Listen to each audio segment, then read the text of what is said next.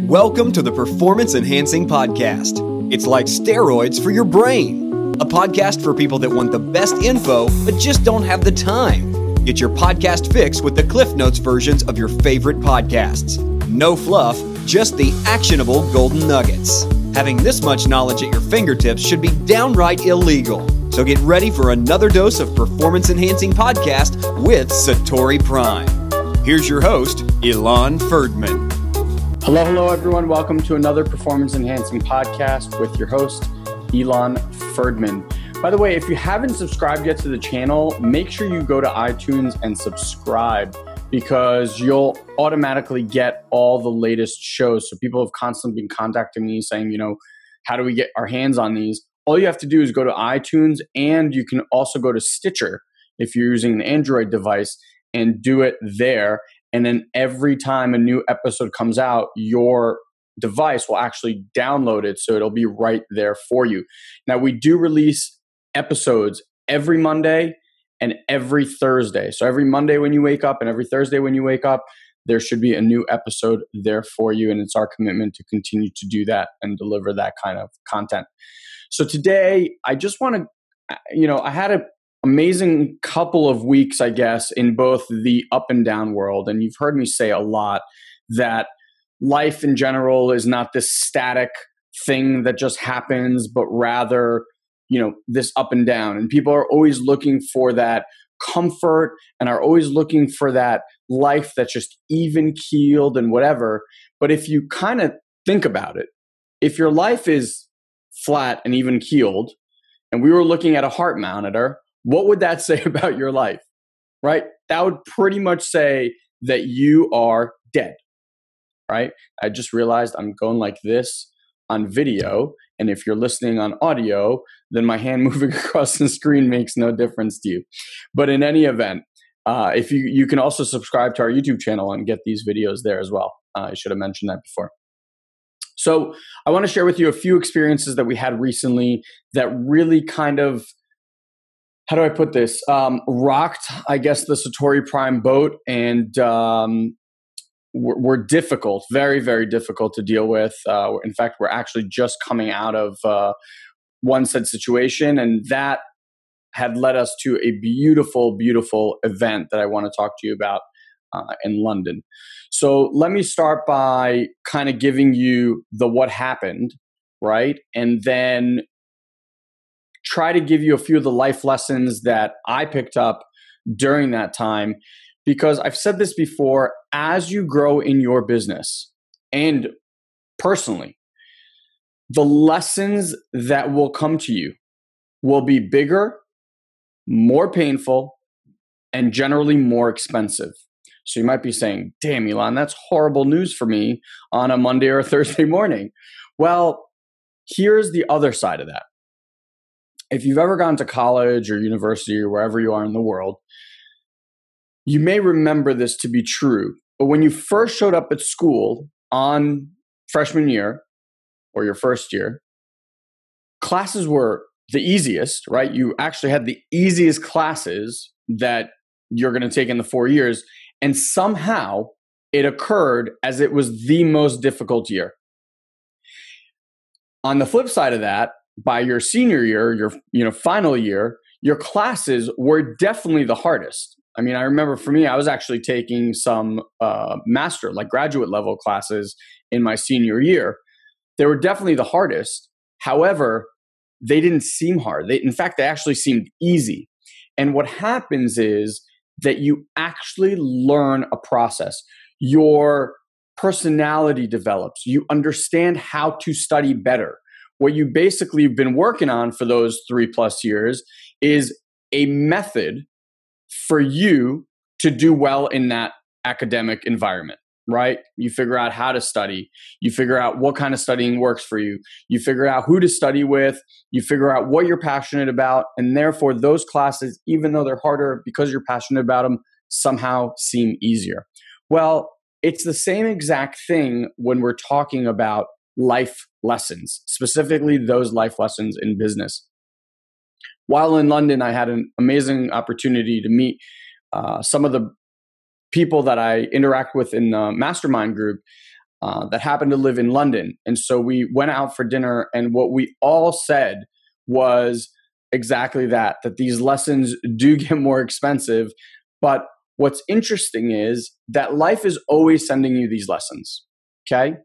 At first, these lessons are going to appear as little kittens, like little cute kittens. The problem is that most people don't have eyes to see the lessons when they're little kittens. So God or the universe, however you want to call it, will send you a dog, medium-sized dog, then a very large dog, then possibly a wolf, then a lion, then a bear, whatever it'll take, right? Now, I personally believe, and you can not believe this, but I personally believe that we call certain experiences into our existence in order for us to learn certain things. So I'm of the belief that, Kabbalah says this, that we come into this world multiple times, that our soul chooses certain physical experiences so that we can perfect certain things at the soul level, okay? So those of us that get sick, or those of us that are impoverished, or those of us that have success and then massive failure, or those of us that get sick, or those are ones that have loved ones who get sick, or those of us that, have crazy parents, or whatever it is, from a soul level, Kabbalah believes that you choose those experiences in order to practice something that you want it to be. So if you can imagine that at a soul level, say you're an angel, well, you're purely the most generous, loving, wise, all that kind of stuff. But because there's no contrast, you can never actually experience yourself as that. So what do? You choose to come down here in order to have a certain experience so you can experience in physicality you being generous or loving or kind or whatever it might be. What's important to point out here, though, is that you have to have the eyes. You have to have the ability to see these things. So what do I mean by that? I mean that, do you have eyes to see the lesson when it's a kitten? Or do you need the world to come, grab you by your neck, choke you, hit you in the face, kick you in the balls, and do whatever it's got to do to wake your ass up so that you actually see the lesson? And I will tell you from my personal experience that the majority of people are in the latter group. It is very, very difficult to see lessons coming a mile away. Most people see them when they're on top of them, punching them in the face. That's why I believe people get really sick. That's why I believe people get into massive car accidents. You ever speak to someone after a car accident? It's like their whole world changed. Or did you ever speak to someone who battled cancer and survived it? How they're completely different? It's amazing what something like that can do to you. It really shakes you to your core. But the question is, what were the 19 things that happened before that ever happened? And why were you completely oblivious to those? And how can you now become more attuned to those lessons? Okay, so I just kind of wanted to create that context before I share with you what has happened. Because, like I said before, these lessons never stop, ever. But they do get easier. Why? Because your mind is geared and you've trained yourself to be able to see these things coming from so far away. So by the time they come to you, you can literally almost move out of the way and it doesn't have that same effect on you, right? The other thing is that as expensive or painful as that lesson is, those eyes, if you look at the world in that particular way that I'm talking about, it will actually give you strength in realizing that this is a very important lesson for me to learn right now. And this lesson, once I learn it, will actually drive my business, will drive my life much farther ahead. It's only when we fall flat on our face that we generally learn.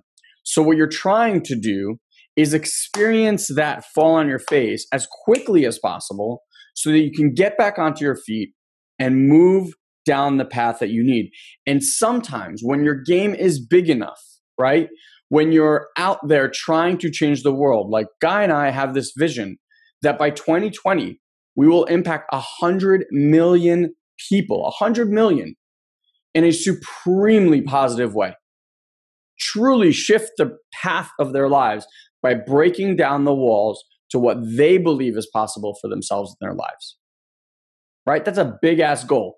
So, do you think on our way to becoming those people, we're going to have to deal with a slew of shit?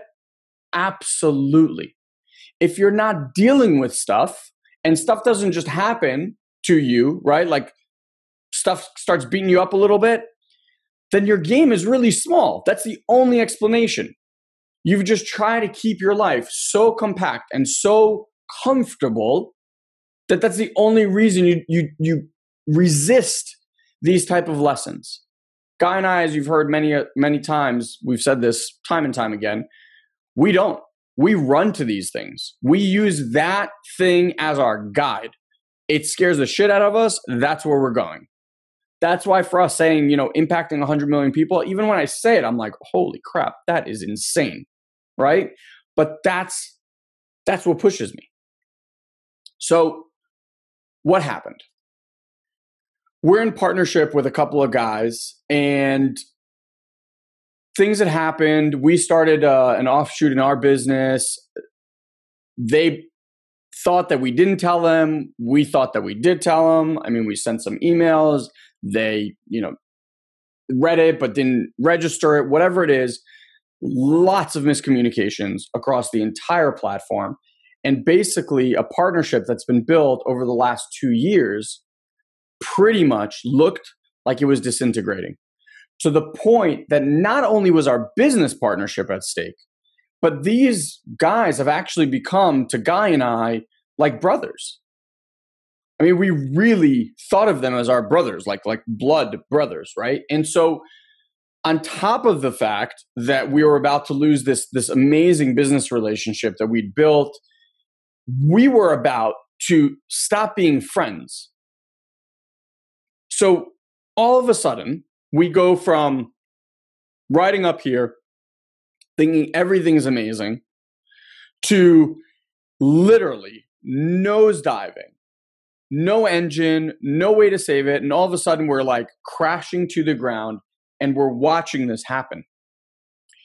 And we start having a couple of communications back and forth and try to see if there's a way to get this thing back on track, a way to kind of pull the handlebars up and get this plane back on its original course, if not even a better course, right? And it seemed like no matter what we were doing, we were just so far off on where one side was seeing the issue and then the other side was seeing the issue that after, I think it was the fourth conversation, where at some point, one of the guys had said that not only do I not see that we can move forward on this, I don't even, this relationship is over. Like our friendship is over. And I think it was kind of one of those heat in the moment statements, right? Like when you're angry and you're riled up and you're frustrated or whatever it is. But Guy and I took it really hard because on top of the fact, we could deal with the business going down and we could deal with the fact that whatever, there's some monetary thing in there. All of that stuff kind of fell by the wayside. But that one statement hit us so hard because even leading up to that for the few days, I mean, we couldn't sleep. It was difficult to eat. It was just like, it was a very painful experience. It was almost like trying to give it to you in a way that you guys would probably know. But if you're breaking up with a boyfriend or girlfriend and you're kind of in that limbo state where like one person says, I want out, the other person is willing to fight for it. And you're kind of that person willing to fight for it, but you don't really know if the other person is. So you're kind of in this limbo state, like, are we together? Is this over? And it's almost like the not knowing which way it's going is even worse than if it ended. So I hope that kind of makes sense, because that's really what it felt like. So on this call, I kind of lost it in a sense where I just didn't know what else there was to say. And I had basically succumbed to the experience that this was over, as painful as that actually was. And Guy, moved by this statement as well, and I guess hurt by the statement as well, decided that he was going to just share what was going on for him. And apologized from the bottom of his heart, which we had done before, for any pain or angst or anything that we had put in there. In other words, took 100% responsibility for the position we had put those, our partners in. Regardless whether we thought we were right or them wrong or them right, it didn't matter, because at that point, the only thing that was left to do, or that we had been trying to do but wasn't really effective, was acknowledge that, yes, we had fucked up. Regardless of how we see the situation, we can see the situation from their eyes. And if they see it that way, then we can take responsibility for having caused that, right? Not saying that it was right or wrong, but just saying that, yes, we see that. But more importantly, I think he said something really interesting, which was, aside from the business, this is a relationship worth fighting for. This is a partnership worth fighting for. Because I think for the four of us, even when we created the partnership originally, we really saw ourselves like 10 years down the road. We saw ourselves always together, creating something magical, something that can really alter the way human beings live their lives. And watching that almost disappear in front of our eyes, I think for all four of us was incredibly painful.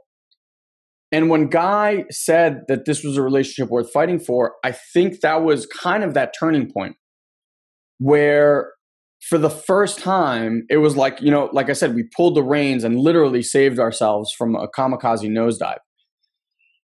And it shifted something. It shifted something in the space. It shifted something in all of our perceptions at that moment. And we stopped focusing on the pain and the hurt and all that stuff, and really started looking at, well, this is actually a relationship worth fighting for. And what we're creating is worth fighting for. And, trust can always be rebuilt, and forgiveness can always be given if people are actually willing.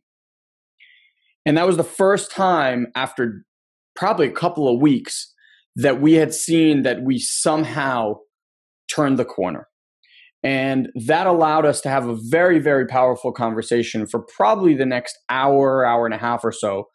It started by almost brain dumping or heart dumping, whatever you want to call it, of both what we have been going through over the last 2 weeks, the pain, the suffering, and not to make other people wrong, but just to share our experience so that everything was kind of out on the table, so that we can move forward knowing that we said everything that we needed to say. Okay. And after that, you just felt, and you may have had this experience where you acknowledge and take responsibility for something, and truly, truly, from where you stand, own it. Apologize for it. And then that creates a space for someone else to then see past where they've been hating you or, wanting you out of their lives or whatever, just enough to let you in, just enough to hear what you have to say. And then that allows them to say something that they necessarily didn't say. What we found amazing was this, that in this interaction, one of our partners had actually said to us that ever since we joined partnership, he didn't even know why. There wasn't really any reason for it, as he acknowledged later, but something just nagged him as a trust issue, right? And what he recognized after we're having all these conversations is that he was actually going through And it was like almost like every few months, he would find some sort of evidence to justify that feeling. And when this event happened, it was kind of like everything boiled to the surface. And what was amazing at the end, he was like, I didn't ever know what it was. I couldn't put my finger on it. But obviously, look, we're spies. And what I mean by that is anything that you believe or want to believe, you can find evidence for. What do I mean by that? When you say that you think your business partner is stealing money from you, you will paint them as a thief even when there's nothing there to paint them with. You will find every piece of evidence. Them talking on the phone will somehow be like them trying to sabotage you. Them writing an email and CCing you on it will somehow give you this impression. Whatever it is, you can always find that. And so what happened was that it was like all these events that occurred, and it was just through this lens of like, I don't trust them. And so that's what occurred, right? When this whole thing boiled to the surface, it was the first time in nearly 2 years that this person had the experience of completing that, notion of distrust that literally came out of nowhere. And for the first time was able to put all of that stuff behind and realize what had been happening. And whenever you can step into something like that, whenever you can own that and actually see what you've been doing for this entire period of time, it is the most cathartic. It's like a boulder is lifted off your chest. The shackles that have been holding you down. If you ever feel really tired, or if you just, you're getting enough sleep, but you just feel tired and drained all the time, my assertion is that there's something like that nagging at you. There's some incompleteness that you are just not looking at or willing to look at that is basically bringing you down. And so for us, over that 2-week period, I noticed it for myself too. It was constantly on my mind. And when something is constantly on your mind, it feels heavy. You feel heavy. Now, the interesting thing is when most people live their life like that every day. So there's no difference to them, right? It's just like one thing on top of the next just makes it heavier, but you never feel light. You're just heavy all the time. For us, because we try to keep ourselves so clear and clean, any little thing that comes into the space has us feel down, has us feel not at peak performance, right? So once this whole conversation occurred, we had just this beautiful, airy, light, happy feeling back. And that's how we knew that, you know what? We really got this ship on board. We really got this thing back on track. So this conversation actually went much longer than I anticipated. So I want to just kind of cut it here in the middle. This is where we start rounding the corner. This is where we start looking at, well, what are the life lessons? So I just want to kind of end it here. Realize from this process that this is what it takes to sometimes go through these difficult times. That it's not necessarily easy, but it's so absolutely worth it. And it's so necessary for you to continue to grow and get to where you want to get to. So if this part 1 has been impactful for you in your life, I would love to hear about it. If you're watching this on YouTube, right below, leave me a comment. If you're registered with us on iTunes and subscribed as a member, then get in there, leave a comment. Let me know what event in your life have you either resisted in doing this or a lesson that you learned. Share something like that so that we can grow with you as well. Really look forward to hearing from you guys on this, as it's something that, just really palatable for me right now. So love you all, guys, and we'll see you in part 2 of Life Slaps You in the Face Sometimes. Talk to you soon. Thank you for joining us on this week's Performance Enhancing Podcast. We've taken this pep talk and created a custom action guide so you know exactly what action steps to take now to grow your business. Just head over to satoriprime.com/podcast and download it for free. Also, please leave a comment and rate this podcast on iTunes. It'll help us get the word out. Thanks for listening. Now, go and implement. We'll see you next time.